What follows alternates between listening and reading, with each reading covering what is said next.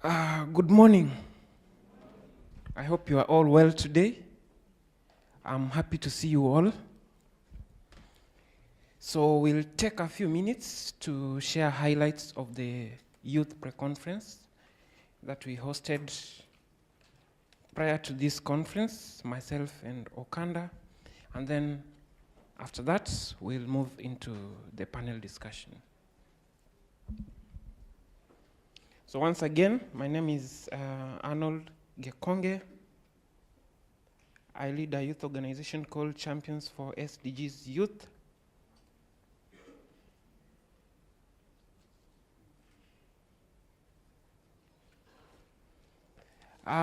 If you allow me, how many of us in the room participated in the youth pre-conference? Could you please stand up?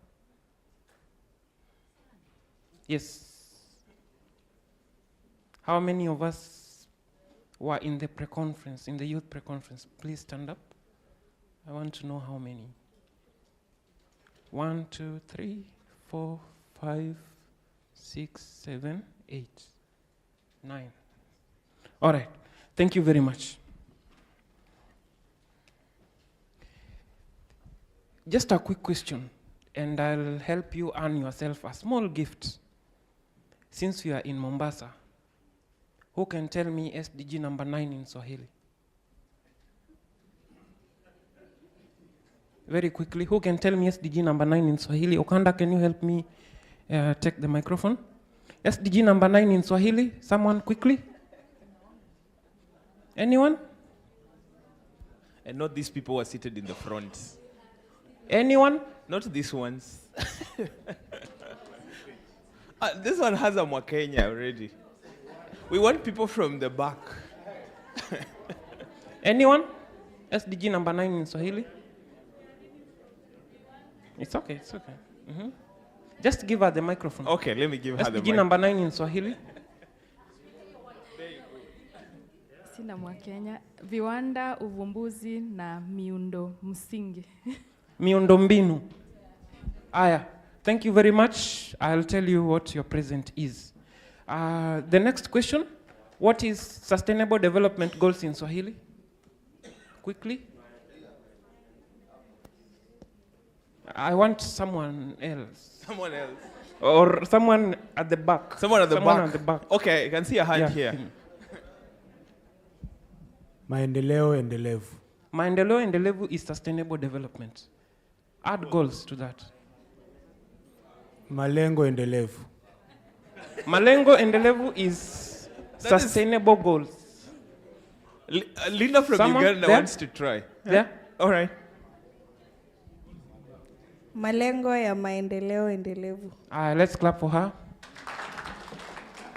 Those are the questions we'll do for now. So the two of you, please reward yourself with a sweet that is in the table where you are seated. May I have the slides?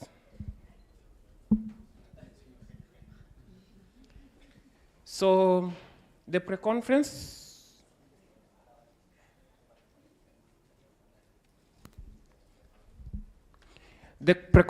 was put together in collaboration of various organizations, and one of them is Champions for Sustainable Development Goals Youth. The other one is Sustainable Development Goals Kenya Forum, SDGs Kenya Forum, also known as the Coalition for Sustainable Development, and in extension, the UNA Finland. And then we have VSO Kenya. We have the Kenya School of Government and the National Youth Council. Could we put our hands together for those stakeholders for putting together the... Thank you so much. So we also had the State Department for Youth Affairs and Creative Economy join us at the pre-conference. We also had the State Department for Economic Planning join us throughout the event. We also had the Parliamentary Caucus on SDGs and Business during that event. And we would like to call upon other stakeholders to join us in the subsequent pre-conferences, so that we can be able to reach more youth and help them participate in this important process. So our objective for putting together that pre-conference was first to bring young people together and help them engage with other stakeholders who are working on SDGs implementation in Kenya. Secondly, we wanted to assess the extent to which recommendations we made last year have been implemented. Thirdly, we wanted to give a background of the SDGs, an update on where we are at as a country, highlights of the previous important meetings that took place at the UN headquarters, and also to create a youth network that is actively engaging in SDGs implementation and review in Kenya. So we had 150 physical participants at the Kenya School of Government. We had over 100 people join us virtually on Microsoft Teams, and others live streamed the event. And others got information through the hashtag #MyYouthNSDGs that we are using on social media. These young people hailed from 33 counties, highlighted there. And at the bottom, you can see the stakeholders that I mentioned earlier who put this pre-conference together. The various stakeholders present, each of them got a chance to share about the work that they are doing on the SDGs and inspire us. There are approximately 90 organizations, institutions, and various groups which were represented in that conference, and we've put all their names here. I'll not go through them one by one, but we recognize and appreciate all of you for coming and being part of this conversation. So those are about 90 youth organizations, institutions, and groups. We also had youth using entertainment, spoken word, to share and inspire the fellow young people on matters sustainable development. Now, moving into the recommendations that we made last year, we discussed this with the young people, one by one, to see how are we doing with those recommendations. And the first one was to continue actively engaging more young people in subsequent multi-stakeholders conferences like this one we are here today, at all levels, from planning to implementation and to the actual conference. For this one, it is a recommendation that we still hold from the feedback we got. So we still put forward this recommendation that we would wish to continue actively engaging in subsequent multi-stakeholders conferences in all phases. Secondly, recognize youth as important stakeholders in the process and partner and collaborate with us. Those stakeholders who came on board and collaborated with us is a testament that collaborations are taking place. So this one is on track. But we encourage all of us to continue on this track. Let's continue collaborating with young people to implement the SDGs. Thirdly, establish structures, ways to meaningfully engage young people and their participation in your organizations, institutions, and groups. And specifically, you could have a youth wing department or programs that focus on young people and SDGs engagement. This one, according to the feedback, it's on track, but we still encourage you to continue in that direction. We also had recommended that we deliberately create more avenues for youth to learn, solve problems in school, at work, through initiatives such as trainee programs, clubs, societies. We had many representatives from institutions, from clubs within the institutions, from various such groups. So we feel that this one is on track, and we encourage this to continue. We also had recommended that SDGs initiatives should be implemented qua ground. Qua ground means at the grassroots level, where young people and target population for the Leaving No One Behind agenda is. And we feel that this one is on track, but we still need to continue with more of this. You had examples of, for example, what the SDGs Forum is doing with the community dialogues in the counties, and the county SDGs champions, and many other examples. So we encourage this one to continue.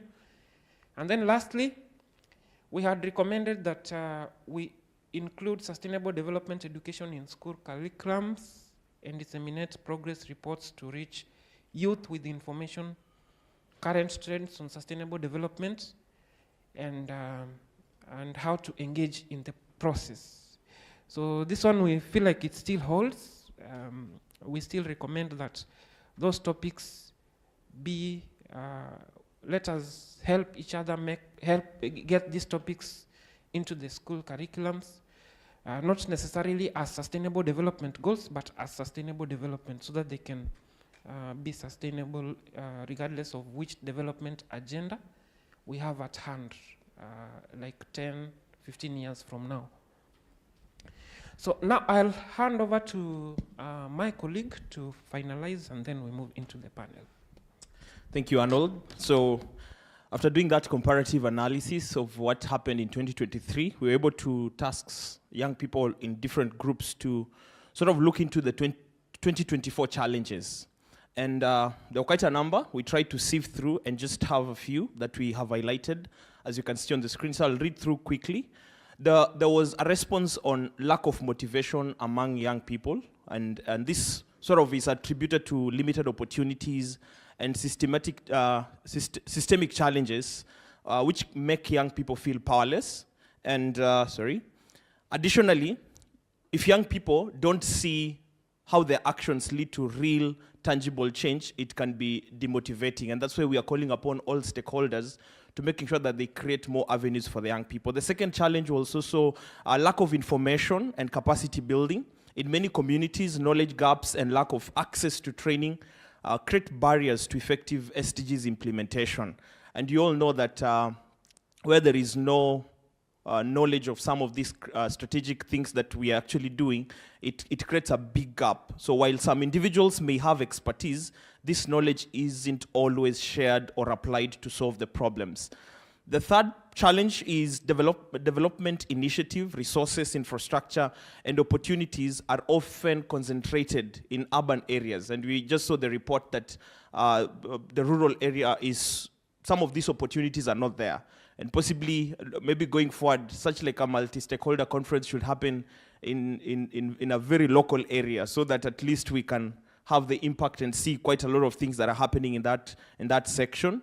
And therefore, these urban buyers leaves rural population without access to essential services, including those related to SDGs. The other thing is also youth involvement in initiatives often feel like a form of tokenism, used to tick boxes rather than to genuinely showcase youth leadership and innovation. And this can be deeply frustrating for youth who want to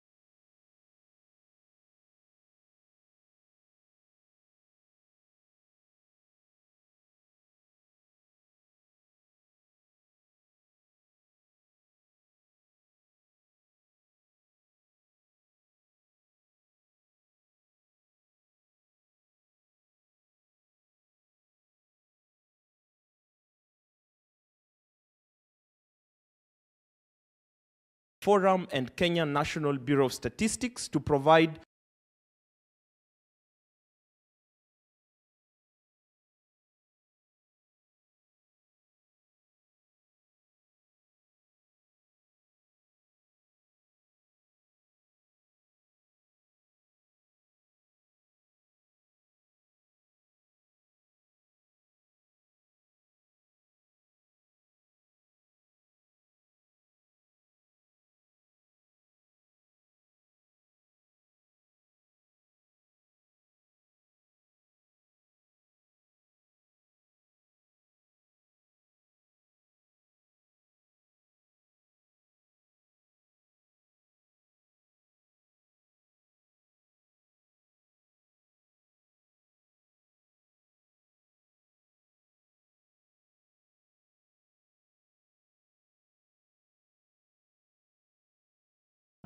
to leverage social media for funding by equipping them with digital literacy, storytelling skills, and strategic networking techniques. And we all know that the digital tool and living in a digital age is a leveraging point, especially on funding models, so that we don't quite a lot depend on fund that comes from so far when young people can leverage technology and storytelling. We all know that digital divide is still a huge gap. And if you've read the Pact for the Future, the annex on digital compact, it sort of look forward to solving the digital divide. And if young people are able to empowered to, especially in the rural area, to leverage technology in terms of storytelling, it can be a leveraging point. The other thing is that the Kenyan CBC can empower young learners by integrating climate action, human rights, and sustainable into education through practical projects, value-based lessons, co-curricular activities, and digital tools. We all know that education is a very powerful tool if we're able to change the mindset, especially of the young people, so that they grow up loving their own country and making deliberate decision to taking step as far as sustainable development is concerned. Now, as I come to the conclusion of that section, Helen Keller said that alone we can do so little, but together we can do so much. So stakeholders could leverage partnerships with youth-led and youth-focused organizations to implement innovative solutions to leapfrog SDGs in the last stretch. Young people are very key. And as far as stakeholder engagement is concerned, and they have so much that they can offer in terms of the innovative ideas, leveraging technology. Now that data is a very important tool in our discussion. How can we leverage on that knowledge for the young people to making sure that we have up-to-date data, so that we don't depend on a 2019 data when we are in 2024, which doesn't give us real-time output as far as that is concerned. Now, lastly, I'll just run through the recommendations that we received during the pre-conference. One, we advocate for youth involvement in developing home-ground policies and SDGs implementation. This ensures that youth presentation in national and international SDG committees and create channels for their voices at all levels. This has been lauded from the UN level, from the continental level, and it should be practical, so practical at the national level. We also advocate for simplified application processes. This push for simplified application processes and clearer communication of available opportunities. This will create opportunities where youth can easily find information about grants, scholarships, and initiatives, especially when you talk about youth implementing local interventions. The third thing is implement development initiatives, build infrastructure, and share opportunities in rural areas and hard-to-reach areas to reach other youth who are often marginalized. The other thing we also received as a recommendation was youth autonomy in leading projects and inclusivity. We advocate for the autonomy of youth-led initiatives and inclusivity in key decision-making processes. Youth should be seen as partners, not just as beneficiaries. And the other thing we also talked about is foster cross-sector partnership and collaboration between youth groups, SDG advocates, and organizations that align efforts towards goals. The other thing is also create youth entrepreneurship programs and opportunities that provide training, skills development, and financial support for the youth. And we all know that the youth unemployment gap, it can only be solved by the youth themselves. If youth are empowered and given the necessary resources, you can see the driving force, and they themselves can be able to create job opportunities for their colleagues. And lastly, we advocate to include, and this is very important, we advocate to include youth representative in the Interagency Technical Working Committee on SDG. We all know that, of course, we know that the National Youth Council is a representation, but what we are requesting here is to have a representative from the youth serving organization, which should be included in the Interagency Technical Working Committee on SDG implementation and review in Kenya in order to bring their voices in that regard. So that's all from our side as far as the pre-conference is concerned, and we look forward to engaging with different stakeholders to making sure that this reality is actualized. Back to you, Arnold. Thank you so much for listening. Let's clap for that presentation.